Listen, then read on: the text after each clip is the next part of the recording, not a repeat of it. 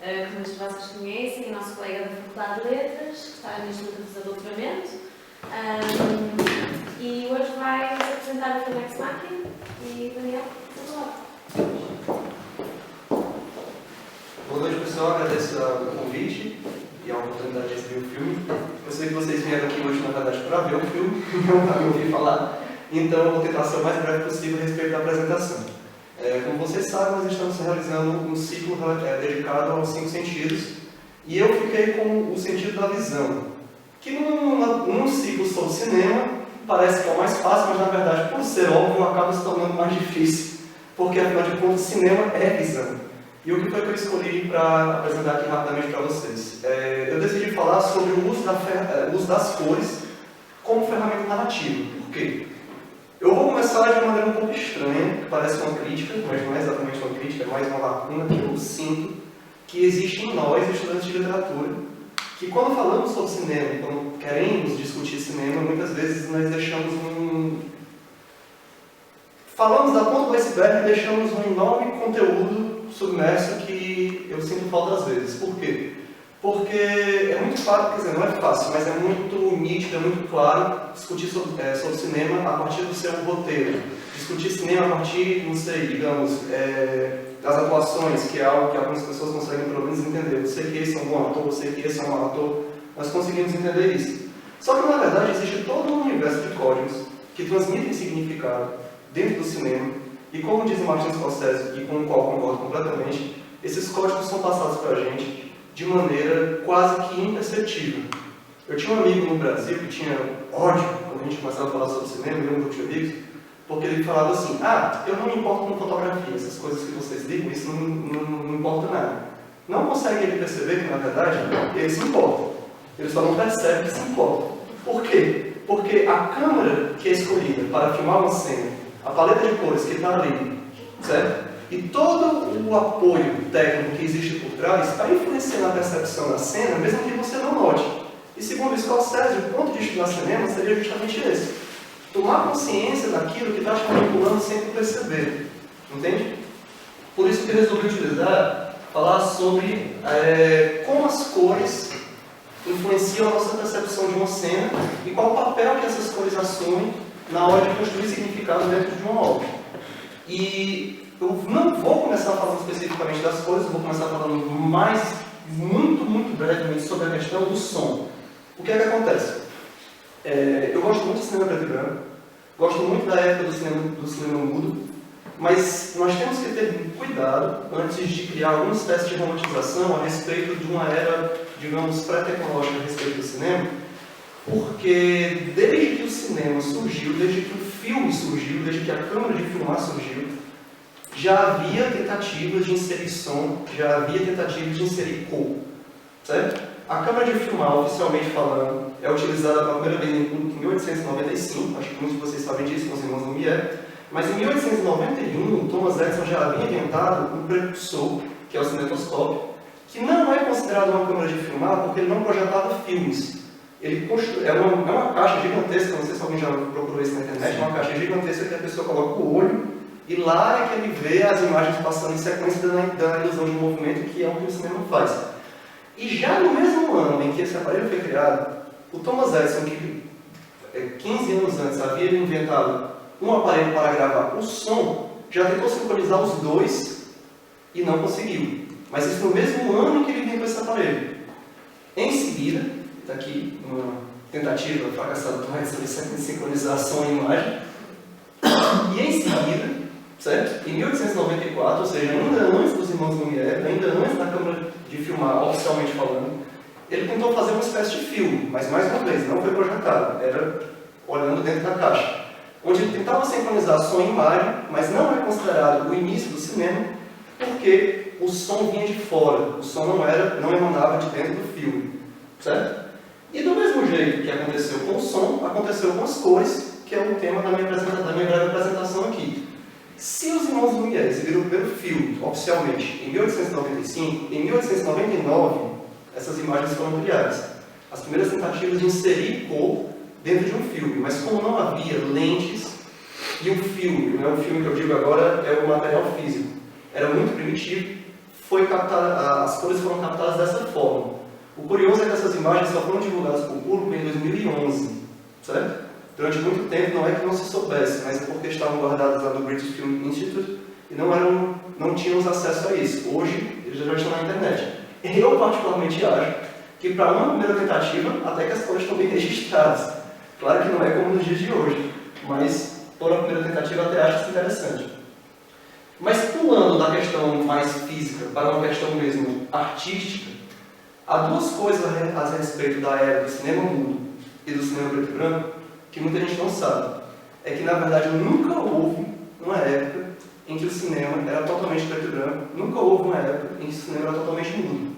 Vocês sabem que quando os filmes do Charlie Chaplin exibidos no cinema, havia uma banda acompanhando, produzindo o som. Quando você compra um DVD ou um Blu-ray hoje e assiste em casa aquela musiquinha que está tocando, talvez ela não seja necessariamente a mesma música que era exibida dentro do teatro, do cinema, do teatro cinematográfico, mas na verdade havia ali uma banda, né, num espaço separado, tocando a música tentando acompanhar. Você não ia para o cinema e estava tudo no completo silêncio, não era assim que funcionava. Só que uma informação que pouca gente também compartilha é de que também não houve uma época em que o cinema era 100% preto e branco. O que é que acontecia? O filme, o material, o filme, realmente captava as imagens apenas em preto e branco. Mas pequenos frames eram tingidos de uma cor quando eram exibidos. E essa técnica durou 11 anos, mais ou menos. O que foi que acontecia? Porque era algo muito primitivo, e o uso das cores dentro desse contexto não podia ser comparado, por exemplo, com o uso das cores na pintura, havia um código pré-estabelecido entre os artistas. Isso não é interpretação, isso não é exegese, isso é, na verdade, algo documentado, em que eles associavam cores a sentimentos específicos. E para ter certeza de que aquilo entraria no inconsciente do público, que todo mundo com o tempo passaria a entender, então todos os artistas usavam mais ou menos as mesmas cores com a intenção de reproduzir os mesmos sentimentos. Em que sentido? Isso é um filme que foi gravado em preto e branco, mas esse frame em que o personagem se descontrola foi tingido de vermelho. E havia um código pré-estabelecido entre os artistas que toda vez que você quisesse tingir um determinado frame de vermelho, era porque você queria passar para o público a ideia da raiva. O azul, e é até curioso, já que nós estamos no campo dos estudos anglo-americanos, o azul não era associado à tristeza, o azul era associado ao amor e era associado ao final feliz. E uma curiosidade, nesse mesmo filme, com essa mesma atriz, porque ela interpreta dois personagens diferentes que são rivais, estão tentando conquistar o mesmo homem, essa personagem termina no final feliz, e por isso a cena deles se encontrando é tingida de azul, e a mesma atriz interpretando outra personagem é tingida de uma coisa parecida com sépia, eu não sei exatamente dizer o que é isso, mas essa cor é para significar tristeza. Era essa cor dentro do código deles que significava tristeza. Por que eu estou chamando a atenção para isso? Quando nós dizemos que as cores têm significado dentro do filme, que elas guiam o olhar e reproduzem sentimentos, isso não é uma simples interpretação. Já havia presente de uma maneira mais ou menos organizada desde os primórdios do cinema. E quando a Technicolor, que é essa empresa que todo mundo conhece, todo mundo quando era criança assistia, o filme aparecia lá colorido pela Technicolor, queria saber o que era uma empresa que controlava a produção de cores no cinema hollywoodiano. Por que eu digo controlava? Porque a Technicolor desenvolveu as câmeras que captavam as cores e ela nunca vendeu essas câmeras para os estúdios de Hollywood. O que ela fazia era alugar. E como ela alugava, quem iria controlar a câmera era um funcionário da Technicolor. Certo? Então era mesmo uma coisa comercial que girava em torno de uma única empresa que tinha um monopólio de toda a produção que era produzida em cores até mais ou menos 1950. É uma coisa engraçada. E a evolução da cor foi muito rápida. Vocês estão vendo aí o primeiro filme colorido, de 1922, com essa imagem mais ou menos espectral, e pouco tempo depois já está mais ou menos próximo do que a gente tem hoje em dia. Tudo isso para dizer o seguinte: quando a cor foi inserida no filme, as primeiras produções tentaram destacar aquilo de forma a transformar aquele evento numa questão comercial. Só que, segundo o professor que faz esse comentário que eu traduzi rapidamente, toda vida que uma invenção tecnológica surge no cinema, precisa-se, por razões comerciais, destacá-lo. Os primeiros filmes com som giravam em torno da ideia de que os personagens estavam falando. O roteiro em si não era tão importante. Eles queriam destacar: olha, venham ver o filme porque agora tem som. venha ver o filme porque agora tem cor, venha ver o filme porque agora é em 3D. Na verdade, à medida que vai passando e que essa novidade vai sendo apagada, é que isso começa a ser assimilado pela narrativa e, de maneira sutil, começa a influenciar a percepção do público. Eu acho isso interessante, principalmente quando diz respeito à questão das cores. Por quê? Essa senhora, Natalie Collins, é ex-esposa de um dos donos da Technicolor, e quando ela se separou, ela criou uma empresa, certo? Chamada Color Advisory Service, em que, basicamente, o que acontecia é ela supervisionava a produção do filme, ela decidia a paleta de cores, certo? Ela decidia a paleta de cores, e funcionários da empresa a acompanhavam ali no estúdio e continuavam supervisionando o filme mesmo depois que o filme acabava. Essa empresa não é simplesmente um braço da Technicolor, ela é uma empresa à parte.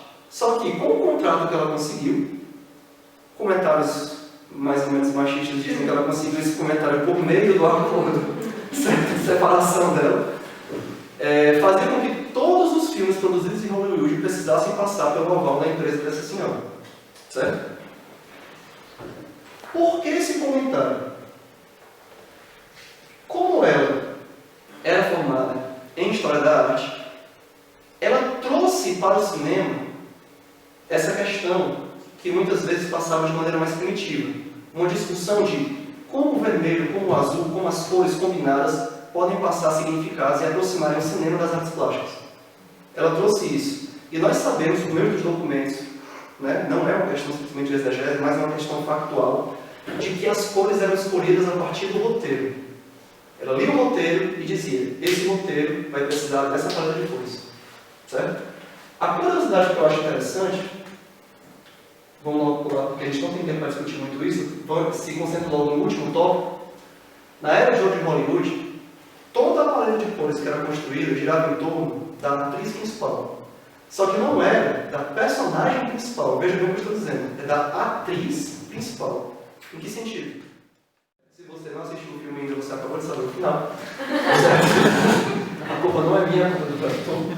Mas aproveitando o gancho do título que foi usado aqui em Portugal, vamos lembrar que essa personagem, digamos, essa atriz, interpreta duas personagens, que depois descobrimos que se trata de uma pessoa só. Mas na primeira metade do filme, aquela personagem é marcada pela cor azul. E quem já assistiu o Vertigo deve saber que naquela primeira parte, ela na verdade estava assim, a função dela era enganar o protagonista. O protagonista ela encontra na segunda metade do filme, quando ele pensa que ela morreu, e a coloração dela foi substituída pelo verde. Só que como agora ela não está mais atuando, fingindo ser outra pessoa, então o verde é a sua cor principal. O azul, na verdade, é a sua cor de personalidade falsa. Ela quer usar o verde, mas ele, que ainda ama aquela mulher que ele encontrou na primeira metade do filme, a obriga a usar o azul. E por que esse filme é revolucionário do ponto de vista do uso da cor? Antes, aquela empresa que eu mencionei queria necessariamente que todo mundo, que o cenário derivasse da cor da roupa. O Hitchcock quebrou isso e disse o seguinte, isso limita muito minha criatividade. Se ela quer usar o verde e é obrigada a usar o azul, eu vou refletir as coisas da seguinte maneira. Ela está usando o azul, mas o ambiente ao redor dela é verde. Certo? Quem lembra dessa cena deve lembrar que aqui há uma luz que vem de fora, que passa por uma cortina verde. Ela está usando a roupa azul que o namorado obrigou a utilizar, mas mesmo quando ninguém está olhando, ela continua usando o azul porque, ela está usando o azul porque é obrigada, mas o ambiente ao redor continua sendo verde porque reflete o desejo dela de se tornar independente. Quando o Hitchcock quebrou com essas regras, daí para frente a liberdade de utilizar as cores foi crescendo cada vez mais. Ao ponto de acontecer o seguinte, as cores agora não eram mais exclusivamente derivadas da cor do olho da atriz, mas elas seriam uma combinação da nossa percepção cultural com o contexto da narrativa, certo? Que aqui está escrito narrativa, mas vocês vão fingir que não viram isso, certo? A liberdade que o Hitchcock deu para as cores foi o seguinte, o verde acompanharia um personagem, mas eu também acho que o verde pode significar alguma coisa dentro da narrativa. Eu quero essa liberdade. O resultado disso foi, por exemplo, o Scorsese utilizar a cor vermelha e significar um pecado, dentro das suas tramas, que tem uma ligação muito forte com a questão do catolicismo. Certo? Quem já assistiu qualquer filme do Scorsese, se não percebeu, a partir de agora vai perceber que em todos os seus filmes, toda vida que um personagem está em tentação, está próximo de cometer algum pecado, um pecado que ele não queria cometer, porque a culpa católica o impede de fazer, o Scorsese recheia o ambiente ao redor de vermelho. Tanto é que na cena que vocês estão olhando agora, do Goodfellas, há uma personagem de azul, justamente porque ela não quer pecar, ela não quer ceder, mas nós sabemos que ela vai. Há muito vermelho na cena para ela resistir. Essa é a grande questão. Ela se destaca do ambiente ao redor porque ela não quer pecar, mas ela vai acabar com o pecado. Certo? E, parodiando um pouco, certo? Parodiando um pouco. Já estou mentindo agora. Eu ia trazer esse filme para exibir e acabou sendo substituído pelo Ex Machina. Mas eu dei um jeito de falar dele. Parodiando um pouco a dimensão da era de ouro de Hollywood, em 2002 foi lançado um filme chamado Punch Drunk Love, do Paul Thomas Anderson, em que o Paul Thomas Anderson brinca um pouco com aquele código que dizia que todo a vestimenta, todo o ambiente, tudo deveria girar em torno da atriz, e faz com que não gire em torno da atriz, gire em torno do ator. E esse personagem, controlado pela família, reprimido pelos familiares como ele é representado pela cor azul, que no filme vai representar um vazio existencial, vai representar a repressão. Todos os personagens ao redor dele, tudo que é construído no filme, gira em torno da cor azul para dar aquela ideia de frieza, dar aquela ideia de vazio. Essa única personagem surge com uma cor quente. Ela é o único ponto quente do filme. E à medida que ele se apaixona por ela, as cores ao redor do filme gradativamente vão se tornando mais quentes, e no final do filme é uma presença muito forte de cores quentes. É assim que o cinema passa significado, e você não percebe isso se você apenas prestar atenção no roteiro e na atuação.